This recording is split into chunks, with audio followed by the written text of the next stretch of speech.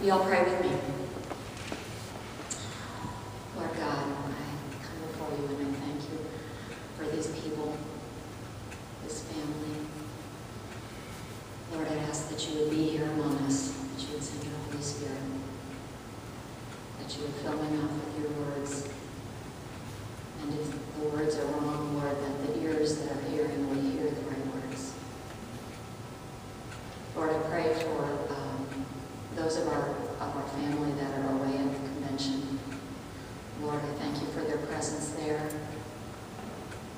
I pray that you would refresh them, that you would encourage them, Lord, that they would experience full worship and education and fellowship there.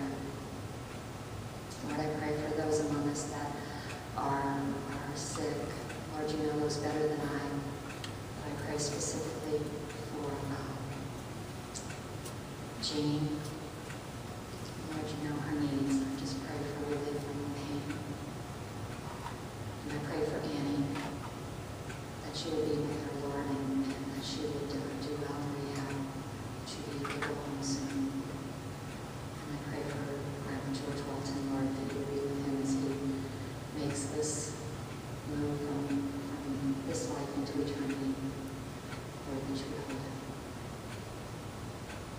So, Lord, be with us now, Jesus.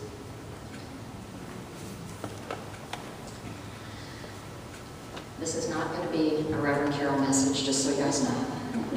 I just want to give you a heads up for those of you who are expecting something Reverend Carol-esque. I have to tell you just a little prelude. Yesterday I was walking around the house and I was giving my message as I walked around the house cleaning the bathroom stuff. And after an hour and a half I thought, yeah. Lynn said after 15 minutes everybody loses interest, so I better cut it short. So, so I did. At any rate, I want to introduce you to someone, and I'm going to start fresh. Greetings. My name is Hadassah. Though I lived many years ago, I'm here today to tell you a story. It's the Reader's Digest version. I was born in Persia, the daughter of Jews, the tribe of Benjamin. My parents, though, died while I was very young, and I was raised by my cousin Mordecai, a devout, God-fearing man. The land was ruled by Ahasuerus, a very wealthy and powerful king. In the second year of his reign, Ahasuerus had a grand party and invited all the most important people to eat and drink their fill. While he was entertaining the men, the queen had her own party with the women. Well, when the men were good and drunk, Ahasuerus called for his queen, Vashti, to come to him wearing her crown in order to show off her splendid beauty. Some say she was commanded to come in nothing but her crown. But no matter, she refused to be humiliated and disobeyed the king. He was so embarrassed before his guests and angry at Vashti, he decided to banish her from his presence for all time. Just like a man, sometime later, he became lonely. His advisors suggested a beauty contest for any virgin in the kingdom. It was then that my cousin Mordecai suggested I enter the competition, and so I did. I and all the others underwent 12 months of pampering before we could go to the king individually. When my turn came, I was nervous, but I knew that whatever happened, it would be in God's hands. Ahasuerus saw me, and he fell in love. I became his queen, and he changed my name to Esther, something you're more familiar with. My cousin Mordecai, being ever watchful, posted himself outside the palace gates in order to learn of my well-being. One day, he overheard two soldiers plotting to kill the king. He passed a message to me, which I passed to Ahasuerus. The king investigated the whole thing and found it was true, and had those two men put to death. But he was so grateful to Mordecai that he wrote it in his journal. Sometime later, Ahasuerus appointed Haman to be the prime minister of the kingdom, and commanded that everyone should bow down to him when he passed by. Mordecai, however, refused. In the commandments given by God to Moses, God says, "You shall have no other God before me." That means no bowing down to Haman. And Haman was enraged. He was so angry that he decided to put all the Jews in the kingdom to death. Not just Mordecai, but all of his race. Ahasuerus allowed him to make whatever decisions he felt were best for the kingdom. And so Haman sent out a decree announcing the date for the annihilation of the Jews. When Mordecai learned of the evil plot, he tore his clothes and he wept. He sat in ashes. And then he sent me a message asking for my help. I told him I couldn't, but he persisted. I remember he said, "Who knows but that you have come to royal position for such a time as this?" I couldn't argue that. And so, after 3 days of fasting and praying, I went to the king. He received me happily and asked what it was that I wanted. I asked that he and Haman would come to dine with me that day, and they did.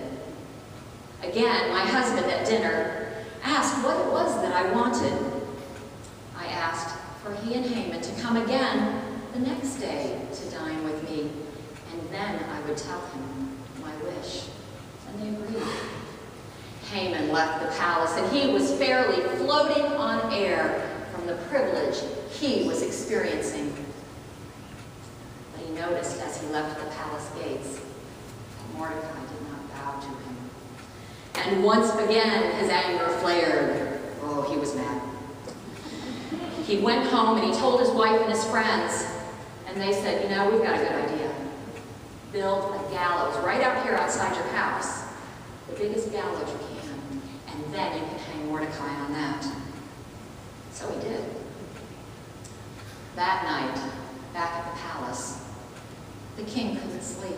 So he called one of his servants in to read the journal to him, and in the way that many of us do, fall asleep during reading. But it was then that he was reminded that he had never rewarded Mordecai for saving his life. He said, who's available in the palace? And the servant said, "Well, where Haman just came in."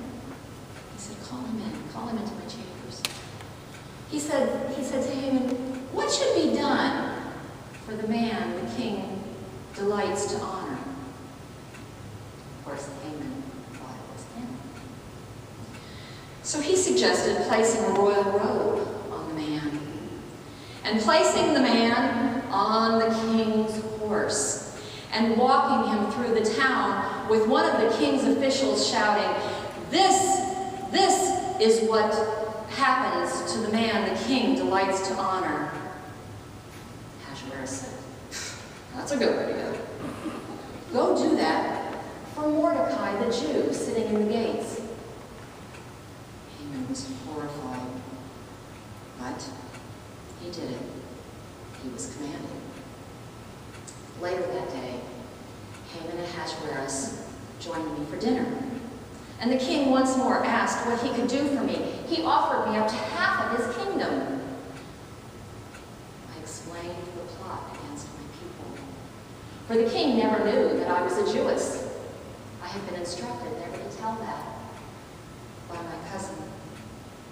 And I told him that it was Haman who was perpetrating that plot. Ahasuerus was pretty darn mad. He got up and he stormed out.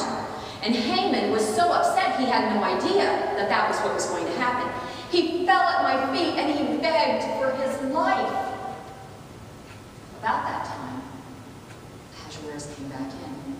He said, "Would you molest my wife even here in my home?" Had the guards take Haman out and had him hung on the very gallows that he had created for Mordecai. Well, I told you this was going to be the Reader's Digest version. So, you should know that the story ended well. Mordecai became the second highest in the kingdom, only under the king in his position.